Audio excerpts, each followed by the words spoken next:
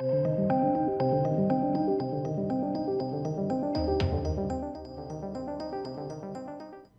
ladies and gentlemen. This is an interesting turn of events. Not a huge surprise, but the armourer on the set of Rust, Halyna Hutchins, is now launching a civil lawsuit against the individual that supplied her the ammunition. So, I guess on one hand, it's a double-edged sword, right? This is not unexpected. It's not a huge surprise.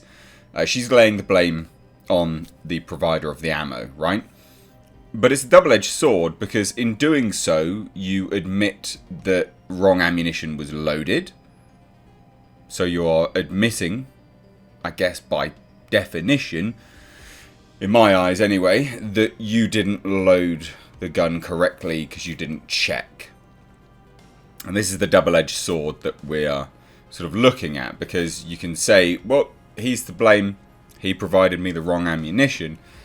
But on the other hand, it still indicates and firmly solidifies that you did not check the ammunition that you loaded into the gun. So as I have been consistently covering this, and I intend to continue to do so, along with some other interesting topics, I thought we would be covering this today. Side note, ladies and gents, if you enjoy this coverage, don't forget to hit that subscribe button. And I say enjoy, but I really mean appreciate. If you've appreciated the coverage, hit that subscribe button and turn the bell notifications on to all, because otherwise YouTube will just like slowly censor out certain channels that you choose not to watch, or they don't notify you and then you see it and you don't watch it for very long. It's just, YouTube's pretty crap. So please do check that out. Also, side note, please do check out my second channel. It's in the description box. I'd love to have more people head on over there and enjoy it. So please do check that out. And follow me over on Twitter and Instagram, Mistakes Reviews. Links to that are in the description box. But let's take a look. So the Rust armourer, Halyna Hutchins, is now suing the ammo supplier over live rounds that killed cinematographer Halyna Hutchins.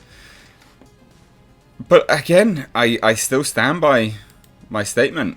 It's a double-edged sword, ladies and gents. It still indicates that you did not check the ammo. You can sit there and say, well, look, there was live ammo there, so they're to blame. Yeah, sure. But you didn't check it. What's your job? To check it and load it. It's not good. It doesn't look good on you anyway. But I also think, I think this is a tactic, right? Like, all of this is civil stuff at this point in time. So what if this goes to court, a step above? We get the DA charging people and things like that. Well, on that hand, they may have a civil case for the juries to take a look at, or it might be in the jury's mind. Oh, well, she did sue and she did win. It's essentially a tactic, I think, personally, to cast doubt in a juror's mind. That's how I would view this anyway, is that it's a tactic to cast doubt. It's a clever tactic, but still a tactic nonetheless. And I would say somewhat dirty as well, because it is. In my eyes. I've got to keep saying these things. In my eyes, allegedly, all this kind of stuff. Because, these things can go south. But anyway. So the police investigation into what really went down on the set of Rust in October 2021. Which is crazy to think it's been so long. No one's been charged. People are just walking free. People's phones have not been taken. Travesty. When Alec Baldwin shot and killed cinematographer Halyna Hutchins, it's still ongoing. But today, and it's still, FYI, it's still ongoing, because Alec Baldwin is refusing to give up his phone, which loads of people are like, why should he? Because there's a warrant out for it. Of course he should give up his phone. The armourer gave up her phone, and yeah, you could say it's dumb to do that. I get it. I understand that argument. But when you're, on one hand, preaching that you want to find the truth out, and then on the other, obstructing the investigation to get to that eventual outcome, you kind of look a bit like a knob. And Alec Baldwin kind of looks a bit like a knob. But anyway, but today the armourer in the spotlight of the troubled indie western has launched her own legal action against the man she says supplied the fatal ammunitions. So this will be fascinating, won't it? Defendants distributed and sold prop ammunition, which presented as unreasonable risk of injury, without warning of the risks that could have been avoided had the risks been disclosed. still shows you didn't do your job properly, though, doesn't it? Because you can't sit there like, oh, it's all marked. Like, ammunition is marked. You can tell the difference between. You can.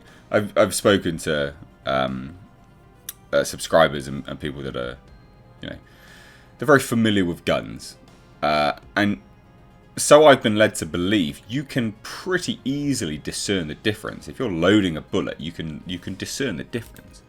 And this just, to me, indicates that this individual did not check the ammo. But anyway, this complaint continues anyway. Complaint filed today in the New Mexico court against Rust Armorer mentor Seth Kenny and his Albuquerque-based PDQ Arm and Prop Company. Defendants prepared dummy ammunition cartridge boxes from surplus ammunition stockpiles that comprised of both dummy and live ammunition. The explosive 22-page suit from lawyers Jason Bowles and Todd J. Bullion adds. We can, you can read it all. Just go to Deadline. But this is the sort of abridged version anyway.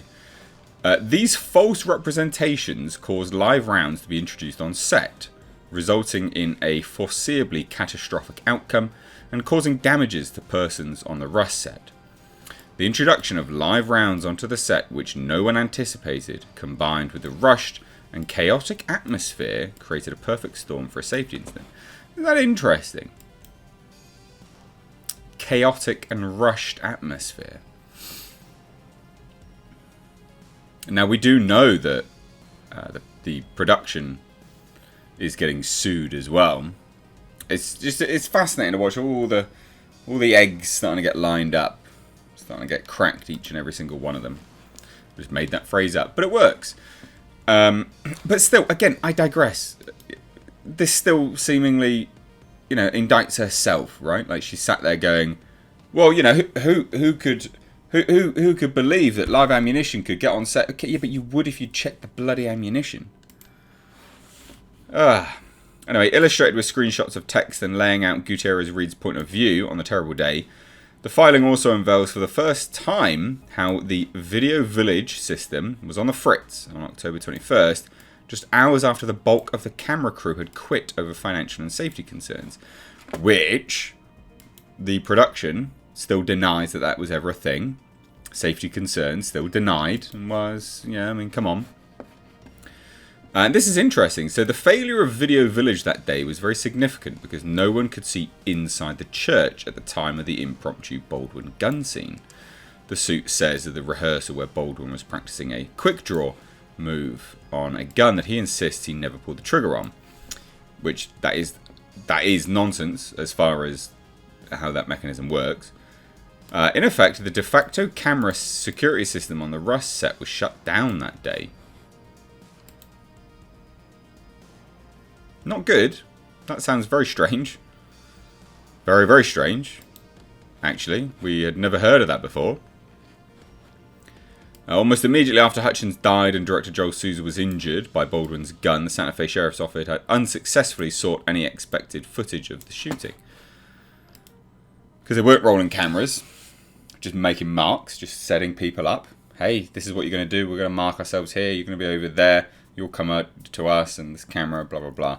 That's how it works on a film set. You don't roll camera when that happens. You just make marks. You're just marking things ready to go. Because data and how you roll footage. Film's very expensive, but even data's, like, if you're shooting in RAW, which they would have been, cinema cameras, the data is just gigabytes and it's ridiculously high amounts of data. So you don't just use it willy-nilly. Similar to film, I guess. So it makes sense that they wouldn't have been rolling at the time. But it is interesting that the entire security system of the village had shut down. Very, very interesting. And stuff that we'd never known before either. Detailing how apparent negligence by Kenny supposedly mixed up the live rounds and dummy rounds on the already gun discharged plagued film, and claiming props manager Sarah Zachary wanted to cover up any previous accidents. Wednesday's suit also implicitly carries forward the sabotage theory the Gutierrez Reed's attorneys had been pushing for months.